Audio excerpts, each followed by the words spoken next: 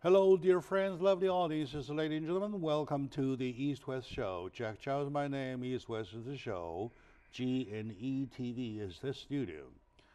Every now and then, when there's a time, there's a moment that we are not very busy, super busy, we try to bring in some information for you, for which we, when I say we, I mean me and my team, believe that you might need that as the information necessary. Speaking of the world, though, there are lots of problems going on every corner. Instability is the word described. There are lots of tragedies going on, not only in the Middle East, not only in South America, South Africa, in the Southeast. There are lots of tragedies too. Today we're talking about the tragedy versus the big oil. That is the big oil versus the Rohingya tragedy. So with Burma, Myanmar, right? So with me today on the subject is my good friend Chris Nebe, who is a filmmaker, producer. Filmmaker is a producer, yeah, and also he is a fighter for justice, and I respect him a lot. So welcome to the show. 哎呀妈呀，老朋友，你好，早上好。Good, very good, very good. That's perfect Chinese already, and your Chinese, by the way, is getting better. 一天天， right? 一天天。 That's getting better, day by day. Are getting better. Yes, I really appreciate the fact that lots of people try to make it known to the rest of the world, especially the Western world, about tragedies such as Myanmar. My friend Chris Nebe is one of them, is one of the fighters, and he is one of the most bravest fighters on earth that I've seen. He's won lots of awards, including a Fighter for Justice award for one of his great films, Oil Island, The Truth. The Truth, yeah. The Truth, right? Okay, very good. For this one that we brought here today, and thank you very much for the study, and thank you very much for providing the information. We as Americans need to know, right? So, what do you want to bring my audiences about a general picture about what's happening, what had happened, what's happening, what shall happen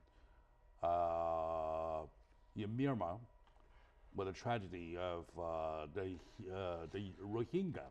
Rohingya is the term. Rohingya. Yeah, it's the term, yes. In our last show, we talked about big oil and the US dollar. We came to the conclusion that if you follow the money, you will always find evil associated with insatiable human greed. This vicious cycle is the curse of mankind and seems to continue forever.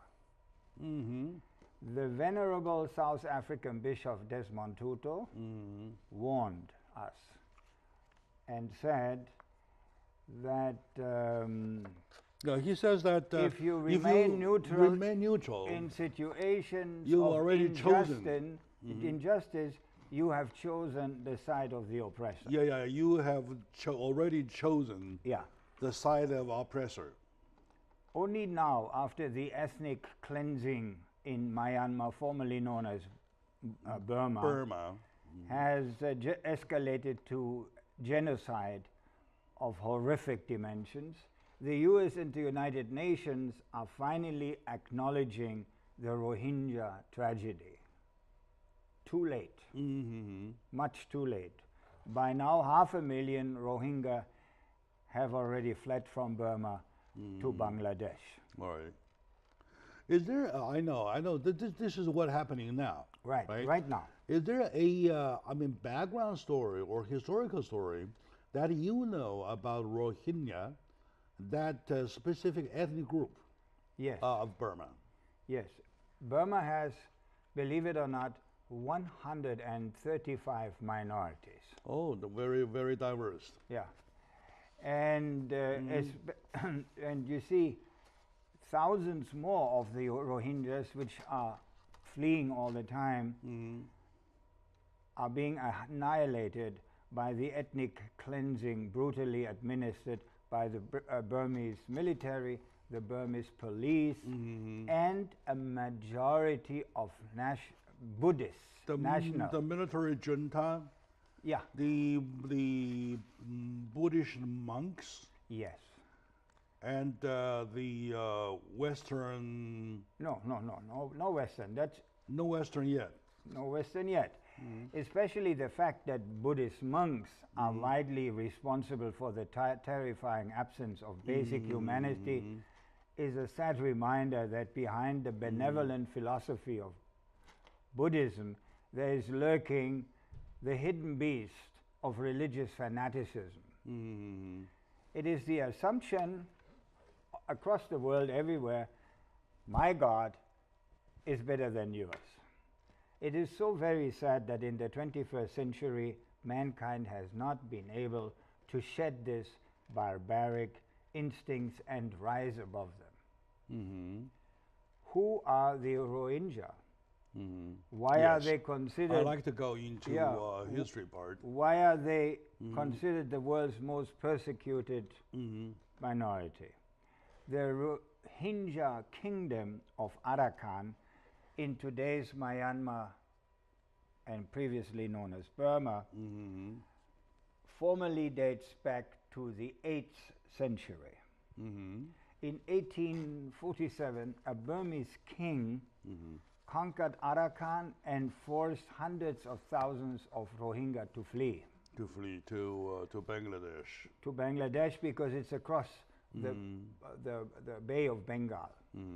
Another very poor country which certainly doesn't need thousands and hundreds of thousands of refugees.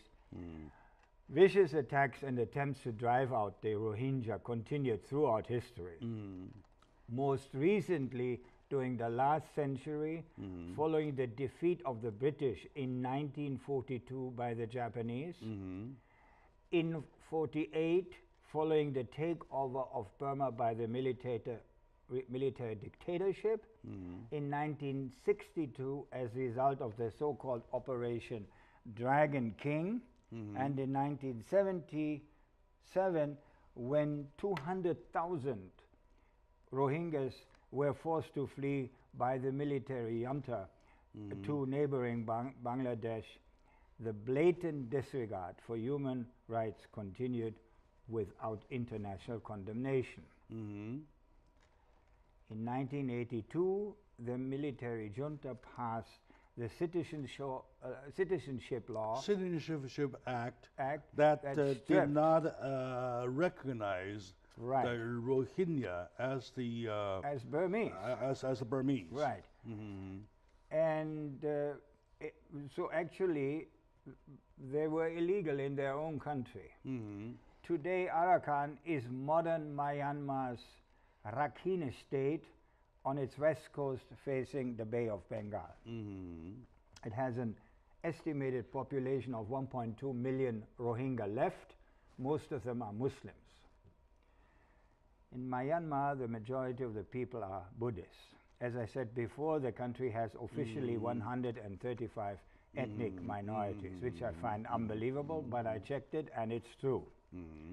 The Rohingya are not considered one of the country's minorities and are denied citizenship since 1982, which has effectively rendered them stateless. So, you know, the genocide of the Rohingya started again in 2012, following the usual narrative.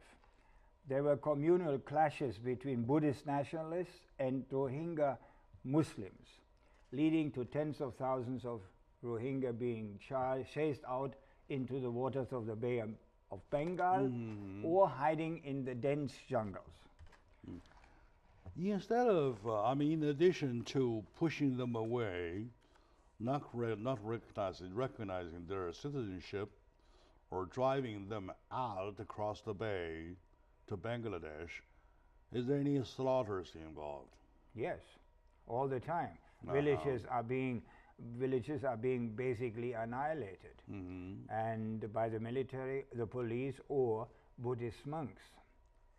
And those who survive the nightmarish exodus end up. How come we seldom see any report, any news on those, on that subject? I will tell you in a minute. Your question is very much on the money. On the money. All right. Yeah, those who survive the nightmarish exodus end up in the desolate refugee camps in neighboring Bangladesh, creating another humanitarian catastrophe of epic dimensions.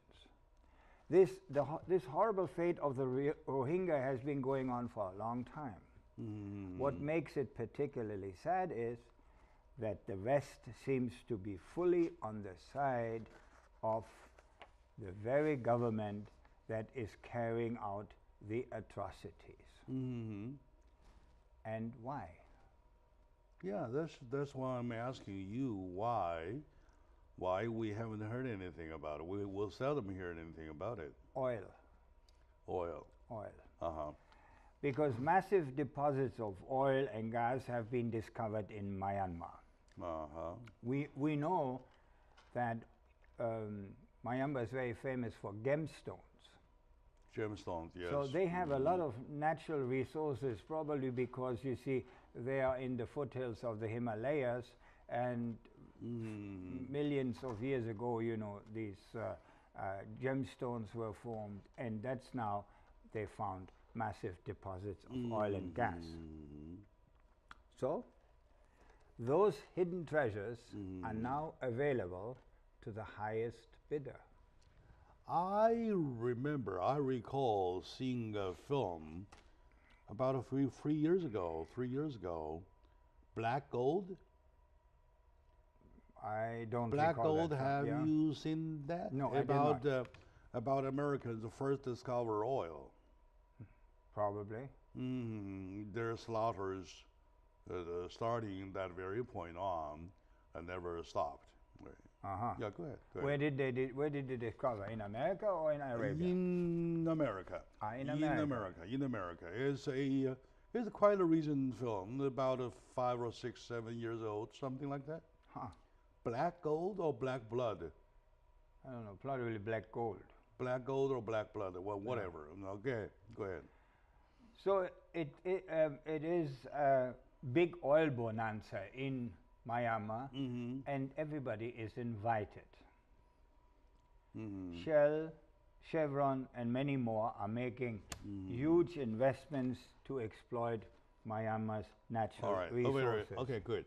Let's talk about the oil part when we come back. Yeah. Today with me is my good friend Chris Nebe, a filmmaker, a fighter for justice.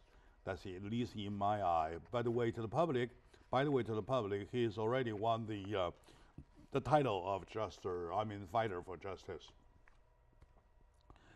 Today, our subject is the big oil versus a Rohingya tragedy in Burma, in Myanmar. So stay with us. We'll be right back after this short break. Stay with us.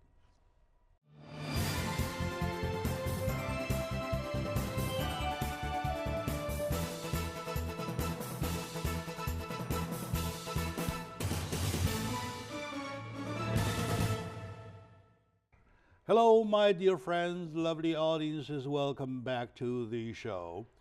It's a discussion about justice.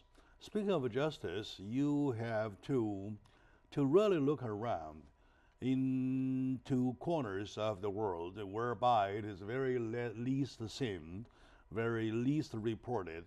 News barely or seldom had an eye on it. One of them is Burma. Formerly Burma, the present Myanmar. I really have a problem pronouncing it. As a matter of fact, Myanmar, no Myanmar, no R, Myanmar. Okay, they do Myanmar. There sounds an R there, which is not correct. Anyway, Burma.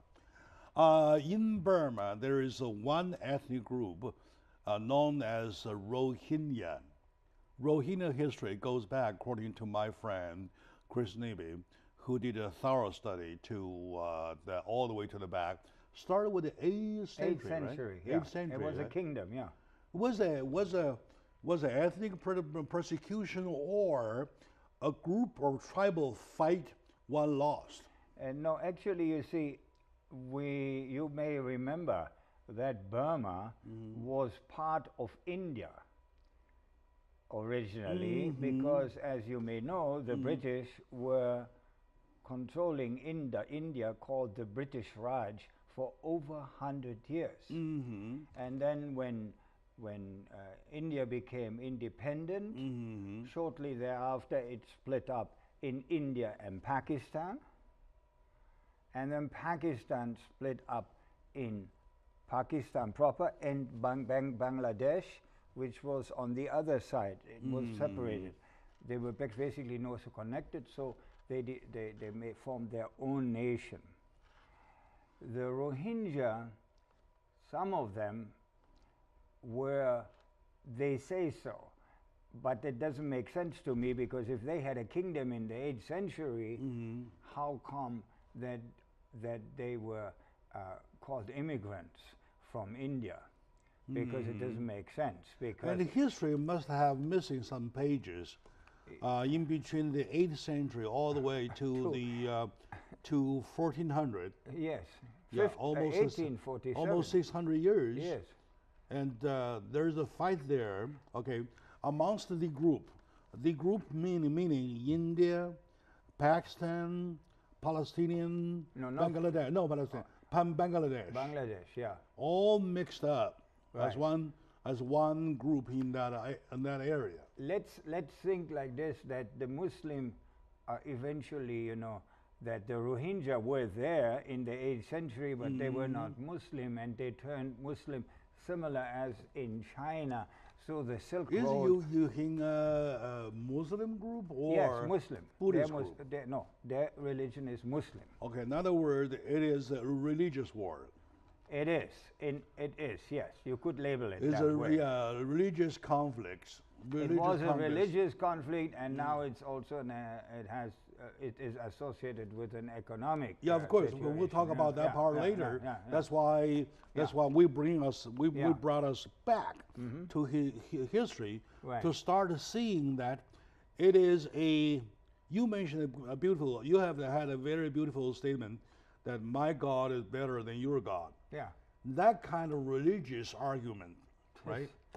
Right. Goes on. And they believe everybody says my God is better than your God, and then these different groups are fighting for who is the one that holds the only God. Right. Something like that. Yes. Yes. So now, obviously, the Rohingya group came loser. They are the weakest. They are the weakest link. Yeah. They were defeated. Right. Right. So from then on, starting the 8th century, Yes. all the way to the 1764, they were defeated by the Burmese king. No, 1764. 1764. Okay, yes. 1764. Yeah. And then by 1942, 48, 62, 77, 82, all the way, step by step. Continued. They yes. are Yes. persecuted, they are oppressed, Right. until to a point, I see here something. Here it says 2012. There's a huge exodus Yes. from Right. from Burma to Again, the military junta had these clampdowns on them came sporadic, step by step. and they were repeated throughout the centuries. And it started in 1784. I said it wrong. In 1784, the Burmese king conquered the Rohingya kingdom called Arakan. Okay. So it's only 300 years that they were basically by Burmese under Burmese control. Okay. So that group right now, they dissolve themselves, or they are still holding the fort strong somewhere somehow. No, there are still 1.5 innocent people, mostly children, families. 1.5 million. But there is, yes, but 1.2. 1.2 million. But there is not, you see, there is a little resistance, as always, there is a resistance group who has attacked police stations and so on, and then, but while they were attacking a police station, the Burmese government was attacking the whole Rohingyas, children as revenge. As revenge. So it's you know it's a self-propelling situation which has been going on for a long time. But the thing is that the thing which concerns me is that everybody, the West, kept quiet about it. Yeah, that's why I just now says how come we seldom heard anything about it. Well, it is that we're not looking at that area. Yeah, no, because Burma was totally isolated until the early century now. Or is there anybody or any country or other countries who is behind this Rohingya group? No, there's no country behind it. But you see, Burma was totally isolated, and as you may remember, the Obama administration in 2015 started to quietly open up because they realized that China was basically controlling the economy of Burma, and they could not, it was not in the geopolitical interest of America to let that happen. See, each time they have a chance, they try to block Chinese moves. They did not participate in the Belt and Road Initiative, which is a genius move by the Chinese. They constantly harp about the South China Sea situation, which is an entirely Chinese situation. So each time, and here was Burma.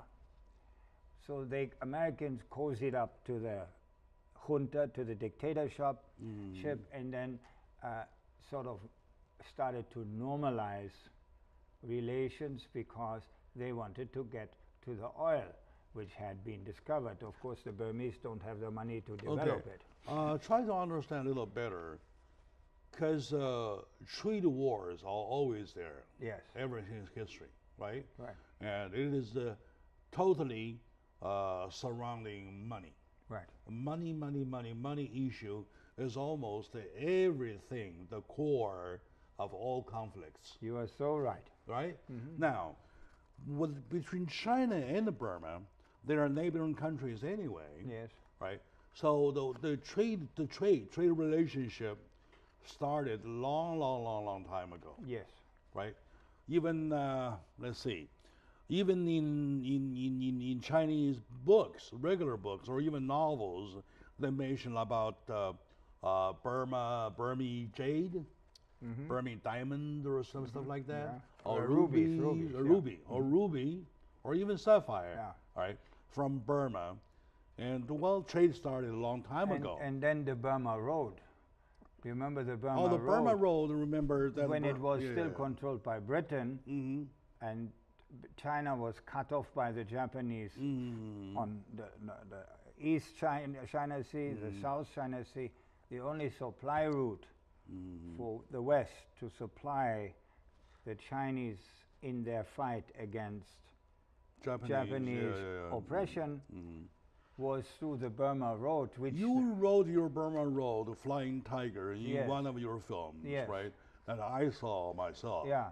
I know that the China-Burma relationship started a long time ago. Absolutely. Right. And have been very pleasant because and the Chinese now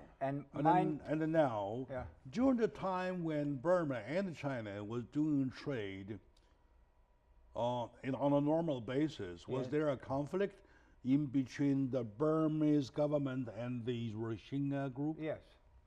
There was there. But China ignored that because it was not, you know, China has the attitude, what you do in your own country is your business. What I do in my country is my business, which is In other words, the persecution was not caused by China. No, China had nothing to do with that. Good. Nothing. China had nothing to do with it. Nothing to do with that. Okay. And then now That's the problem. a total interior situation particular to Burma. Okay, now when the Westerners got involved, has the picture been worse or better or the same? I would say it's even worse because you see now, before the junta, the country was closed off. Mm-hmm. It was non-existent, so the junta didn't care. But now the junta is open and wants to do business with the West. The military junta. I'm sorry? The military junta. Military junta, yeah. They have a quasi-democracy under the leadership of this lady who was under house arrest. I forgot her name right now. Do you remember the name? Yeah, right. Yeah. But anyhow, it's the military junta who still controls. And mind you, they had nothing to do. They had politically a total different system and total different understanding as China. But business-wise, the business was very active.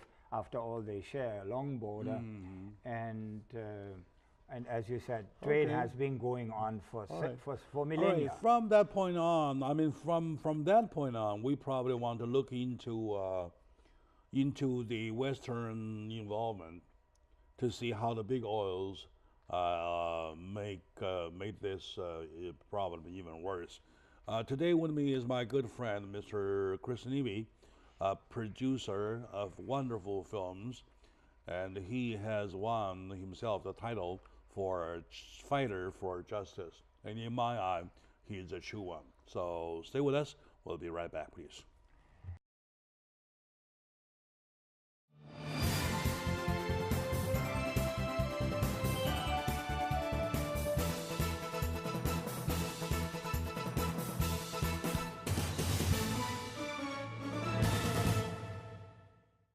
Hello, my dear friends, my dear fellow Americans. Welcome back to the discussion about elsewhere. Elsewhere being today, we pick Burma for example as one of the areas or regions that has the instability. The instability being that people are not leading a normal life because of either they are too poor or they are too rich. Either way. You could remain the same, you remain intact, you are on average. For example, I enjoy a very, very peaceful life because I'm neither too poor nor too rich. Nobody attacks me for money because they know, yeah, Jack doesn't have money. Well, I don't have to go begging because I know I have food in the fridge. So I'm kind of a man like that. For a country, it is the same thing. I mean, normally the same thing, right? So we're talking about Burma. And Burma, former name Burma, and Myanmar. Well, fact is that they are poor, yet they have rich natural resources recently discovered. According to my friend, Chris Nebe, a filmmaker, who is also a fighter for justice in my eye, and in the public eye too, because he has won the award for Fighter for Justice also, and which is on record. So saying that it is the recent discovery of its natural resources, namely oil and natural gas, that made the situation even worse. Am I right? Yes. Okay. How, please? Because you see, before nobody reported about Burma because the country was closed off and had really no relations. Yes, they were members of the United States. Yeah, it's like Jack Chow, right? Well, very humble life. Well, yes. Nobody touches him, and he touches nobody. That's it. They were members of the United Nations, but other than that, they were a pariah nation. And in around 2015, the geopolitical interest of America changed, and they sort of created a relationship with Myanmar, and in the Myanmar government sort of reciprocated in creating a quasi-democracy with a lady they had been they had under house arrest for many years as their president. So. But that's basically a sham. It's still the junta, the military junta, who is in control. The reason was because, number one, there was America tries every possible chance to undermine or limit Chinese influence. And China for millennia has been doing business with Burma because, you know, it's just a neighbor. And also, the next step was oil. All right. Because they found the oil, and when you follow the money, you always find evil and greed. So, America supported now a more open policy towards Burma, and the oil companies, Shell, Chevron, are all lining up to invest in getting to the oil. Nothing wrong with that. To my philosophy, you always go after where the money is, right? Yes. Regardless of the United States, regardless of China, regardless of Russia, whichever country, they always go after money. Correct. Right? But you see, morally, to get into the regional political problem is the other issue. It's a different issue. But morally, this is not right. Why? Because you see, America always plays the big messenger of humanitarian rights and democracy and all that. So this is a double standard which is applied here, and it is not right. All right, I agree with you. It goes even further. Okay, you wanted to say something. Yeah. Sorry. That is the part that I want to agree with you. Reason being that I want to look at the issue in two separate ways. Right. We, number one, looking at the trade eye from the trade perspective. You're talking about every trader. It's kind of like looking at where the money is. They follow the trail of money. Right. That's it. That's no problem. No. By following the trail of money, doing that, you don't want to get yourself involved with the political issues of that area locally, so that you benefit from it. Correct. That is the wrong part. That is the part that I disagree. Right. Yeah, go ahead, please. Yeah, and by being silent, nobody knows about it. Yeah. Until it is you too quote late. from Tutu in the very beginning. He says that if you remain neutral in situations of injustice, you have already chosen the side of the oppressor, of the suppressors. Right. That's it. So, with other words, the West is now directly associated with the genocide of the Rohingya. Indirectly. Unless you have proven facts. By being silent and supporting your activities, I'm guilty as well. Yeah, that's by logic. Yeah. But you are not directly involved. Correct. Right? And U.S. is not directly involved. That's why I want to defend my country, the U.S., saying that we are not directly involved in the regional conflict whatsoever. You're right. But you see, also, the Americans are defying an extended arms embargo on Myanmar. The United States of America is quietly supporting Israel in being one of the biggest suppliers of weapons to the Burmese military junta. Well, they do that to the back door. And Israel's history is rife with examples of backing brutal juntas and authoritarian regimes with military equipment, circumventing embargoes.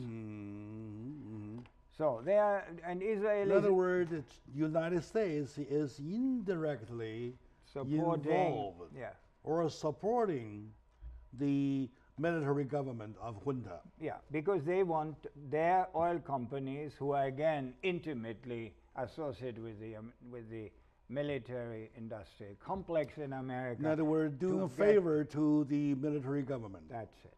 So the government will give them better terms and conditions whatsoever, right? Yeah. Am I right? Okay, now there are deals everywhere of the same nature. Why wouldn't the United States do it directly? Even if the United States do it directly, there's no way of criticism because everybody is looking for money. Correct, but you see, they have to be a little careful because also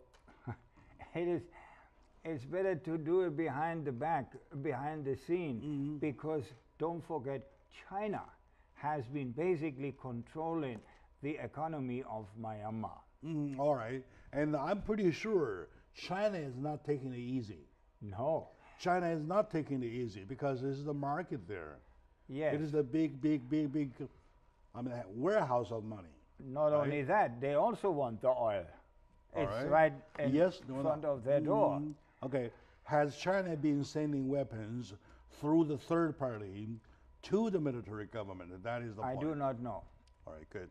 We don't know. I do not know what China has. I don't think they. I don't know. I will not speculate. I don't know. Okay. But it's very clear that America, through Israel, is supplying the junta with weapons.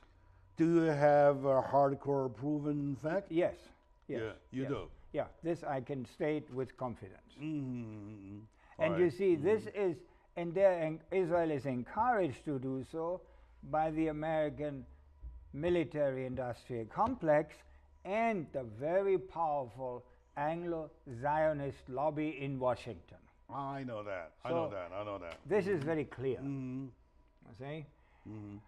All right. I know that. But my insert is that you look around, okay?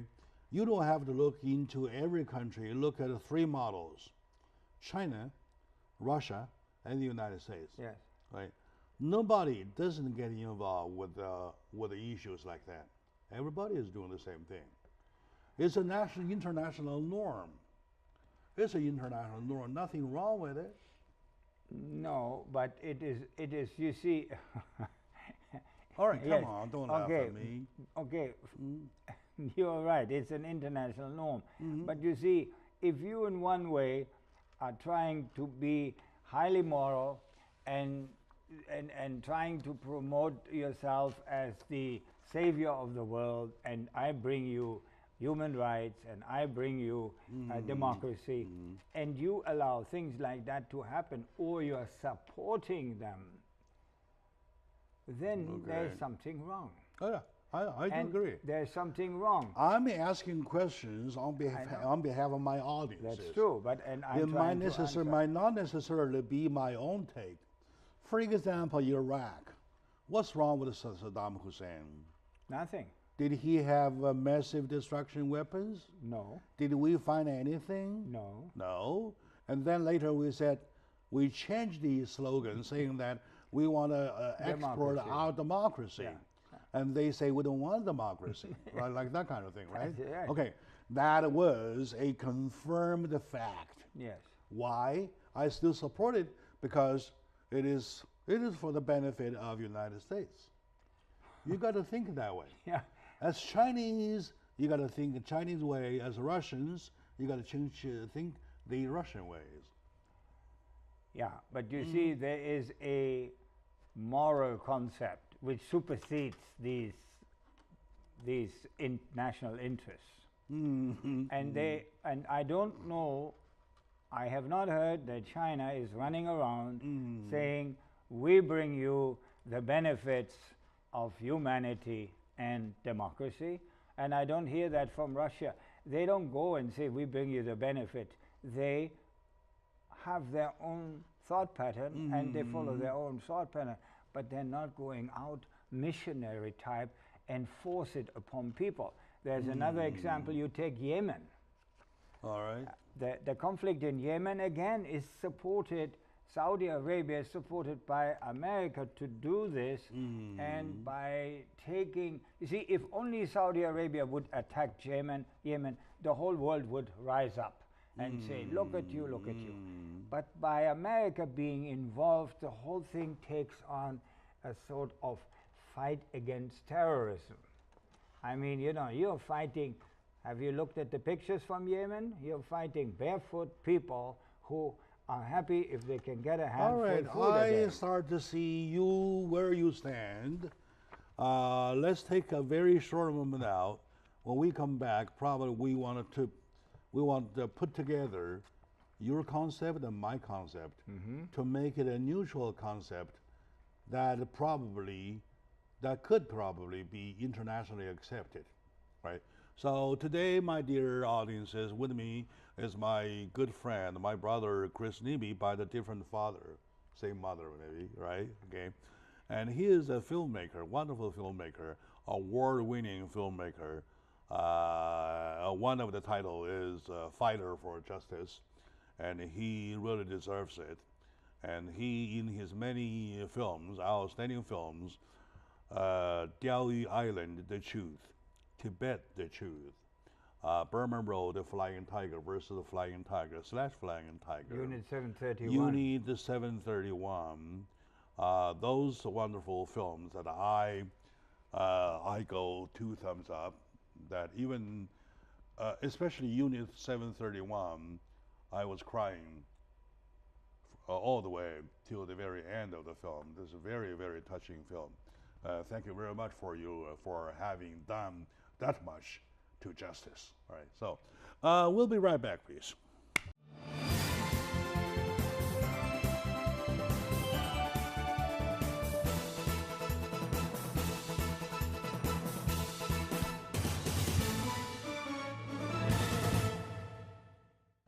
Hello, my dear friend, my lovely audiences. Ladies and gentlemen, welcome back to the show, talking about international justice or human mankind justice. With my good friend, Chris Nebe, a filmmaker, a wonderful filmmaker, and so creative. He has a monument of 18 stories high. Each of the masterpieces represent one story of the building, 18 stories high in my eye. And he also won the reputation for a fighter for justice internationally. And I'm convinced about that, and I like his masterpieces, Unit 731, Diaoyu Island, The Truth, Tibet, The Truth, Burma Road / Flying Tiger. Those are wonderful masterpieces. When you come across it, never let it go. All right, so back to the issue though. To be reasonable or to be loyal to history as well as to current, to presence, we want to find out there is a distinction said to be or said by scholars that there is the absolute justice or there is relative justice. So absolute justice versus relative justice, what's your take, please? I believe that you're talking about lots of relative justice and also lots of absolute justice. So in between, how do you balance yourself, please? Good question, Jack, but you see, I think absolute justice is always in the eyes of the victor of any kind of these conquests or the result. The relative justice is when you achieve relative justice, you have already achieved a lot. Because absolute justice, you see, everything always has 2 sides, and many times you have a 3rd side. And issues like this, they have 3 sides, and they're very difficult they're not clear cut. But I think we have and we are doing that, we have the duty to at least talk to our audience about this and make them aware of these issues, because in their daily lives they're being fed media information which again is also one-sided because it's being fed to them by an interest group who wants them to believe but what they think. You really talk like a fighter for justice. Thank you. I started to realize that. Go ahead.